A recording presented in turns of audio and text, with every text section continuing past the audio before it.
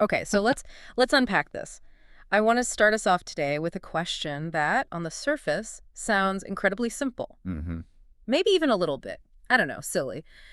But you have to bear with me on this one, because where it leads is, well, it's a real rabbit hole. Yeah. When I ask you to imagine nothing, just absolute nothingness, what do you see? It's the classic trap, isn't it? I think for what, 99% of people, the Yeah. immediate answer is just pitch black, darkness. Exactly, an empty room with the lights off, a Mm. starless night. Yeah. We think of nothing as a black void, but, and this is where the headache starts, we have a stack of research today that suggests that answer, seeing blackness, is, well, it's actually completely wrong. Or at least it's only half the story. Right. It's a fascinating distinction. We are looking at a pretty dense philosophical dialogue today. It's between two characters, Helmut and Winfried, and there's this deep analysis with it called Not Even the Nothingness of Absolute Darkness. A catchy title. Very. And honestly, this material completely upends the way we use language. It suggests our whole definition of nothing is basically a logical error that we make every single day. It really does.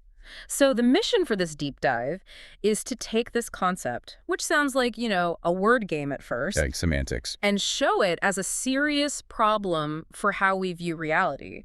We're going to look at why our brain is wired to misunderstand nothing and why that leads to some huge errors in how we see our own consciousness. It's a journey from a simple little obstacle experiment all the way to the breakdown of classical logic. It sounds abstract, but it gets very tangible very fast. So let's not waste any time. The source material starts with this really tangible experiment. And I actually want you, the listener, to do this with us right now. Oh, yeah. Unless you're driving, please, keep your eyes open if you are. But if you're sitting down somewhere, you should play along. Right. It's Yeah. a two-step process. Yeah. And it's supposed to show that we're dealing with two completely different types of nothing. Yeah. You have to actually do it to feel the difference. You can't just think about it. Okay, step one. This is the easy part. Just close your eyes. Or, if you want to be really thorough about it, cup your hands over your eyes so absolutely no light gets in. I'm doing it now. Okay. Now pay attention to what you're experiencing. What is the actual visual input? Be specific. Okay, well, it's dark. It's not perfectly black, though, is it? It's kind of this dark, noisy, gray field. I think scientists call it Eigengrau, brain gray. That's the one. But basically, it's darkness. It's a field of black. Right. You are experiencing darkness. You see black. In the dialogue we're looking at, the character Winfried calls this the first form of nothing. Okay, that makes sense. The absence of light. Mm. But here's the kicker. Keep your eyes closed for a second longer. Okay, now open them. Here's step two. Mm-hmm. I want you to try and see what is currently behind your head. Exactly. Don't turn around. Keep looking forward. Just try to focus your visual attention on the space directly behind your skull. Try to see through the back of your head. Okay, I'm trying. I'm sort of pushing my attention backward. And, well, obviously, I can't see anything. But here's the critical question, and this is where the whole thing just, it breaks. Do you see blackness behind your head? No. That's the thing. Right. That's so distinct. It's really weird. When I closed my eyes, I saw a field. It was dark, but it was there. It had dimensions. Yeah. But behind my head, it's not black. It's just not there. It's a total lack of any input at all. Precisely. This is what the source material calls the second art of nothing. In the first case, eyes closed, you're seeing nothing in the sense of darkness. Right. But in the second case, behind your head, you aren't even seeing darkness. You aren't seeing that nothingness of the first case. That is such a weird sensation when you actually focus on it, because with my eyes closed, the camera is still on, right? The lens cap is just on. That is a perfect analogy. I'm actively seeing black. Yes. In that first scenario, the activity of seeing is still present. The structure of vision is there. It's just that the object, light or a thing is missing. Uh-huh. The source calls this content empty, but formally full. The form of seeing is still happening. But behind my head, the camera isn't just covered. There's no camera there. Correct. In the second case, it isn't just that the object is gone. The activity of seeing itself is completely absent. There's no visual field to be black or white or anything else. Yeah. It's an ontological void. Ontological, meaning it relates to the very nature of being, of existence itself. Right. It's the absence of the structure of seeing. It's not a dark room. It's a room that doesn't exist. It's a true gap in your reality. And yet, and this was the real aha moment for me reading this, we use the exact same word for both experiences. Both of them. If I close my eyes, I say, I see nothing. If I try to look out of my elbow, I say, I see nothing. And that's the trap. That's the linguistic trap the source material is warning us about. Winfried, the character in the dialogue, he points out that this lazy habit of language hides a massive philosophical error. We're using one word for two fundamentally different experiences of reality. Exactly. So, okay, let's dig into that linguistic trap, because on the surface, it just feels like semantics. Who cares if I use the same word? Why does it matter? It feels like semantics until you realize it completely breaks our logic. The core argument here is about the difference between an object and an activity. This is where we have to look at how our brains categorize the world. Okay, break that down for us, because I think most of us just assume logic is logic. 1 + 1 is 2. Well, think about it this way. In our everyday language, and in what we call classical logic, we deal mostly with objects, things, nouns. A chair, a table, an apple. A car. Yeah. And objects have a very simple binary property. Yeah. They are either present or they are absent. Right. Is the apple on the table? Yes or no? True or false? Exactly. Classical logic loves this. It's built on presence or absence. It's built on the idea that everything is a thing. But the source argues that we make a massive mistake when we treat activities like seeing or thinking or living as if they were objects. So we treat the act of seeing as if it were an apple.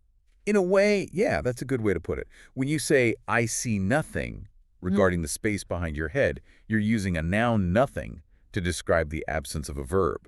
You're trying to negate the activity as if it were an object you just misplaced. But an activity works differently. An activity is what enables the presence or absence of objects in the first place. Oh, I see. Okay, let me try a different metaphor, see if I've got this. Think about a stage in a theater. Go on. The activity, the consciousness, or the seeing is the stage itself. The lighting, the floorboards. Good. And the objects, the apple, the chair, the actor, are the contents on the stage. If the actors walk off and the lights go down, the stage is empty. That's the first nothing. That's darkness. The stage is still there, waiting. Yes. That is the eye-closed darkness. You're aware of the emptiness. But if the stage itself just disappears, if the theater burns down, or if you just never built the theater in that spot to be with, Then you have the second nothing. And the problem is, our logic and our language doesn't really have a good way to handle the disappearance of the stage. We try to apply the rules of the actors to the stage itself. we're using the wrong rule book. Yeah, the dialogue uses a great metaphor. When we say an activity isn't there, we are trying to negate a verb as if it were a noun. And that causes the whole system to crash. It causes paradoxes, it leads to confusion, because we're trying to use a tool, classical binary logic, on something it just wasn't built to measure. It's like trying to measure the weight of a song. You can weigh the CD or the vinyl record. You can weigh the singer. But you can't weigh the singing. And if you tried, and the scale said 0, you might conclude the singing doesn't exist, which is obviously false. It exists, just not as a weighable object. And this is the danger of applying object logic to activity reality. So this is where the source material takes a turn into the deep end. It suggests this isn't just about eyes and heads. This explains why some of the biggest problems in philosophy are still unsolved. Right. This is the logic of nothingness. The source's critique of classical logic is that this binary logic just fails for activities. You cannot simply apply ice is not to the act of seeing in the same way you apply it to what is seen. So when we get into those really heavy philosophical debates like the mind-body problem or Zeno's paradoxes about motion, are we just making the same mistake over and over? That is the big implication. The source suggests that many of these famous unsolvable problems are actually just category errors. We're treating consciousness or motion as things that we have or don't have. But they're not things. They're activities, they're processes. And when we try to freeze them into nouns to analyze them with our object logic, we create mysteries that aren't actually there. That reminds me of that old question kids ask, where does the flame go when you blow out the candle? Yes. That is the perfect example. If you treat the flame as an object, like a coin, you ask, where did it go? Did it go under the table? Did it hide in the air? Right. But the flame isn't an object. It's a process. It's combustion. It didn't go anywhere. The process just stopped. But because we use a noun, the flame, we trick ourselves into looking for it. We think it has to be somewhere. Exactly. And we do the same thing with the mind or the soul. We treat them as objects, and then we drive ourselves crazy trying to find where they go or where they're located. Okay, I want to connect this to some of the big names mentioned in the analysis section of the source, because this isn't just Helmut and Winfried chatting.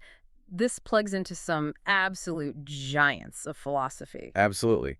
The analysis draws a direct line to Jean-Paul Sartre and Martin Heidegger, and it helps. It helps contextualize what they're actually trying to talk about. Because let's be honest, those guys can be incredibly dense. Dense is an understatement. So let's start with Sartre. He wrote Being and Nothingness, which is notoriously difficult. How does he fit into our first nothing versus second nothing framework? So remember the first nothing, the darkness, the empty stage. Yeah. The source connects this directly to Sartre's view. For Sartre, nothingness isn't just a dead void. It's a possibility space that's created by consciousness. A possibility space. I like that. Unpack that a bit for me. Well, think about that dark room again. Mm-hmm. Or, to use a famous example from Sartre himself, think about waiting for your friend at a cafe. If you look to your friend Pierre and he's not there, Right. the cafe is full of people, full of tables, full of coffee smells. But to you, it's full of not Pierre. The absence is almost tangible. I'm looking for him, and what I see is that he is missing. It stands out. Exactly. That is an active emptiness. It's a horizon where things could appear. It's an expectation. This matches our first nothing. The camera is on, waiting for input. Sartre describes this as something consciousness actively brings into the world. It's the lens cap on state. Okay, so Sartre is the guy sitting in the dark room waiting for something to happen. What about the second nothing, the behind the head nothing? That connects us to Martin Heidegger. Now, Heidegger has this famous phrase that that analytic philosophers have mocked for decades. It's almost a punchline in philosophy departments. He said, the nothing nothings. The nothing nothings. In German, das Nichts nichte. I mean, come on. It sounds like complete nonsense. It sounds like something a pretentious poet would say to get out of paying a bill. Sorry, I can't pay, but nothing is. Nothing. It does. It sounds ridiculous. And people, philosophers like Rudolf Carnap absolutely hated it. They thought it was just an abuse of language. I can imagine. But if we look at it through the lens of this source material, the lens of the second nothing, it suddenly makes perfect sense. Okay, how so? Heidegger isn't talking about objects. He's talking about that second nothing, the absence of the structure itself. When he says the nothing nothings, he's using a verb. He's describing an activity. Ah, okay, so he's not saying the void is doing a thing. He's saying the process of nothingness is happening. Right. He's describing the view from behind your head. He's trying to use language to describe the absence of the capability to experience, which is why it sounds so weird. He's forcing a noun to act like a verb. Yes, because that's the only way to get close to the truth. He's describing that fundamental structure where the worlding of the world just stops. That's actually a really sympathetic way to read Heidegger. He wasn't trying to be obscure for the sake of it. He was trying to describe a system crash using the system's own language. Precisely. And then, of course, you have Ludwig Wittgenstein, who basically told everyone to just calm down and check their grammar. The ultimate buzzkill of philosophy. In a way, yeah. Wittgenstein warned about the seduction of language. He would look at this whole problem, Sartre, Heidegger, our experiment, and say, look, you're confused because your grammar treats the word nothing like it's a noun. Right. We say, I saw a chair and I saw nothing. Grammatically, the sentences look identical. Subject, verb, object. I saw a chair, I saw nothing. Right, so our brain just assumes nothing must be a weird kind of invisible chair. We turn nothing into a something just by talking about it. We reify it, we make it real. And that, according to the source, is why we get stuck. We are trying to study nothing as if it's a rare specimen in a jar, instead of understanding it as a breakdown of the process of observation itself. Okay, this is all fascinating, but I can hear the listener asking, so what? Right. We have two kinds of nothing. One is darkness, one is a void. Why does this matter to my actual life? Why should I care about this on a Tuesday morning? It matters because this isn't just about vision. If you shift the metaphor from seeing to thinking or consciousness, it fundamentally changes how you understand your own mind and, maybe more importantly, your fear of death. Let's go there. Let's apply this to consciousness, because that's the ultimate activity. Okay, so consider the first nothing in the context of the mind. That would be like meditation. You clear your mind. You aren't thinking about your grocery list or your job. You are just being. Right. The mind is empty, but it's alert. The camera of the mind is on, but the stage is clear. I'm aware of my own awareness. Exactly. That is the first nothing. Content empty, formally full. It could be peaceful. It could be boring. But you are there. And the second nothing. That is deep, dreamless sleep. Or fainting. Or anesthesia. Or ultimately death. It's the absence of the activity of thinking itself. And this is where the fear comes in, because when we try to imagine death, we usually imagine the first nothing. Bingo. This is the crucial point. When we try to visualize our own death, we imagine being locked in a dark room forever. We imagine the eternal void. We project our consciousness into the state of death. Yes, we think it will be like seeing blackness for eternity, feeling lonely, feeling bored. Which is terrifying. The idea of being conscious in an empty void forever is an absolute nightmare. It's claustrophobic. But the source argues that our fear comes from using the wrong logic. We're applying the first nothing to a situation that is the second nothing.